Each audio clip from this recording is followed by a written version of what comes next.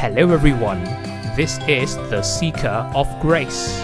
I have recently entered the world of Slime Rancher 2, and my experience there has been nothing short of pleasant.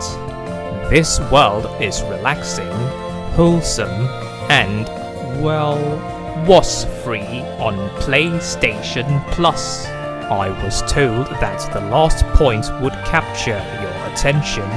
My apologies for taking this long to create this guide, but I have been so fortunate to enjoy such tranquil times despite my tarnished background, and I hope to introduce you to this same joy.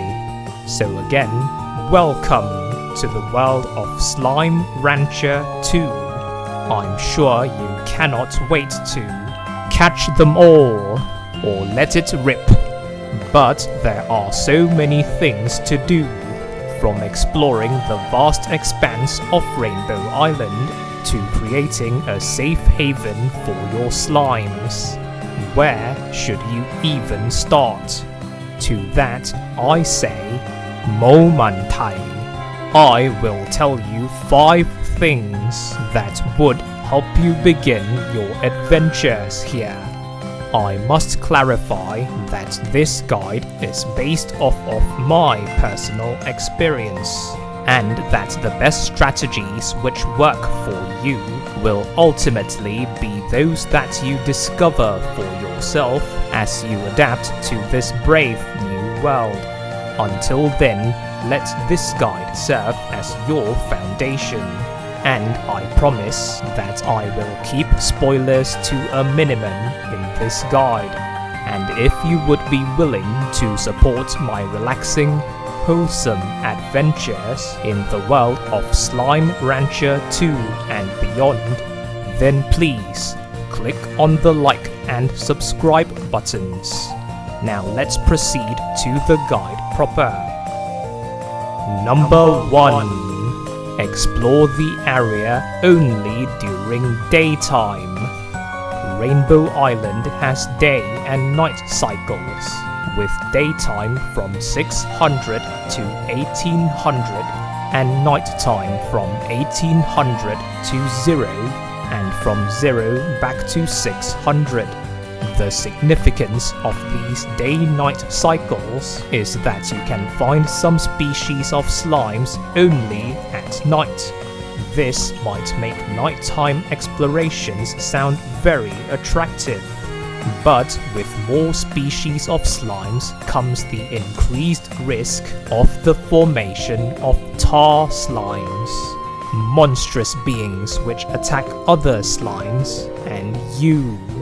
So to keep yourself safe, restrict yourself not only to daytime explorations, but also to areas where there are 2 or less species of slimes.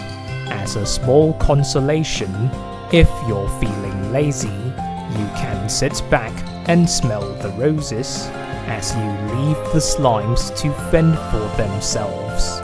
Just remember to collect the byproducts of their feeding sessions, which are called plorts, thankfully, as your staple source of income, and, of course, to catch some slimes for your personal pleasure.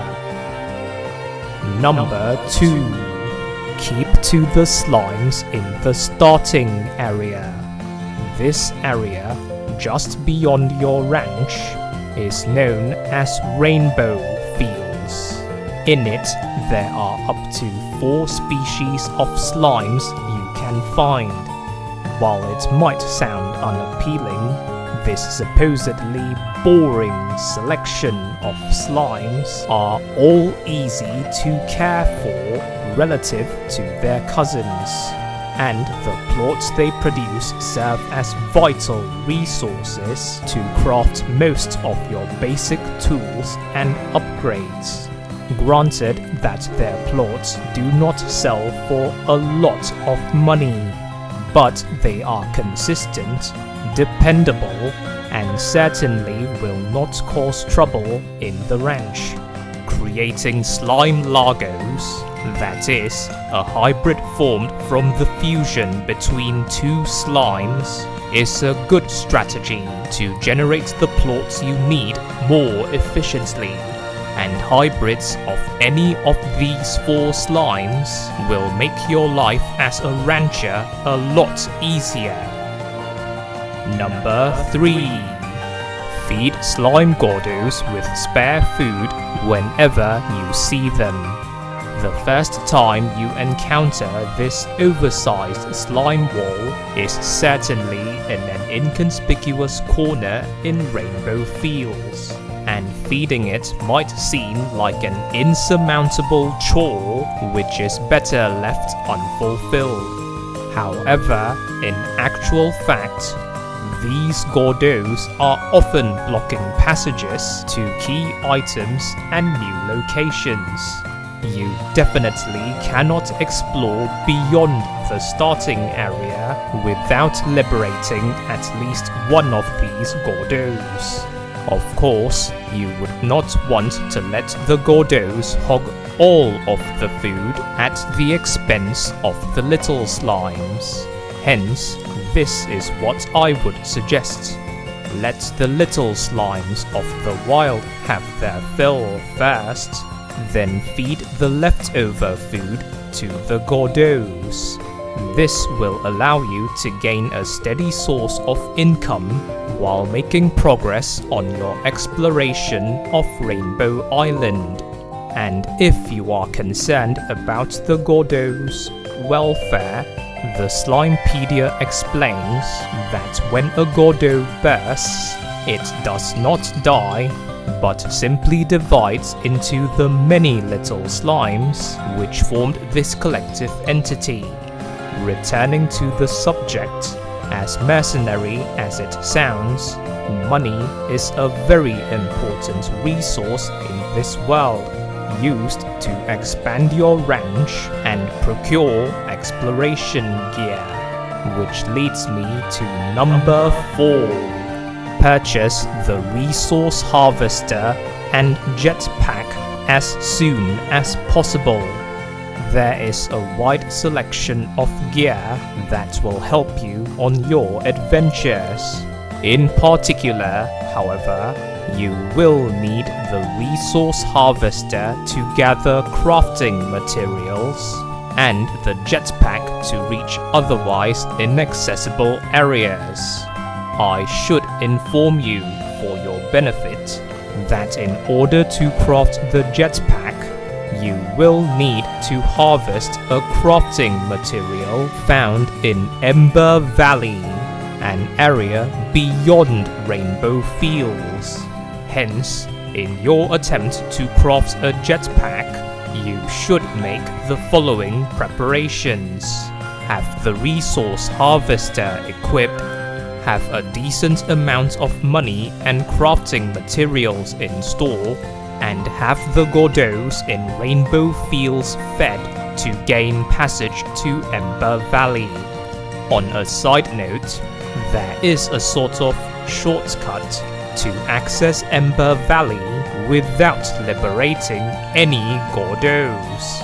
I will perform a demonstration of this trick in a subsequent dedicated guide, so if you are not squeamish to spoilers, you are free to refer to said guide when it is released to make your adventures a lot easier. And last but not least, number 5. Treat this world with patience and kindness. Even the Slimepedia offers this piece of advice, and you might be thinking that it's rather counterintuitive. Surely you would want to catch as many slimes as possible, or make as much money as possible, or explore as much of the world as quickly as possible, or arm yourself with the best gear possible, or make your ranch as beautiful as possible. This list could go on forever, but if you harbor any of such desires, then you have fallen into the trap of productivity and progress, and you would have missed the point of this world. For this adventure is not a quest, but a journey. The slimes are not your livestock, but your friends. Rainbow Island is not a field of missions, but a world of wonders. And you are, hopefully, not a conqueror, but a steward. Of course, your path is ultimately yours to decide. You could just take this world for all it's worth and move on. But I promise you that if you take the time to savor this world and enjoy the process, this world will answer you with a collection of precious experiences. And you don't have to worry about being late to any party, because this world will wait for you with patience and kindness for as long as you are interested to take in every experience it has to offer.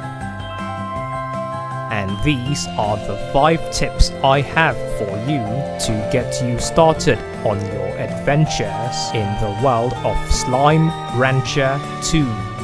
I have found this to be a peaceful, wholesome world with hints of meaningful, biblical themes. And I hope you enjoy your adventures here as much or even more than I do. This is just a brief overview to get you started, but I will create a detailed tier list analyzing all the slimes in the future should you deem it necessary.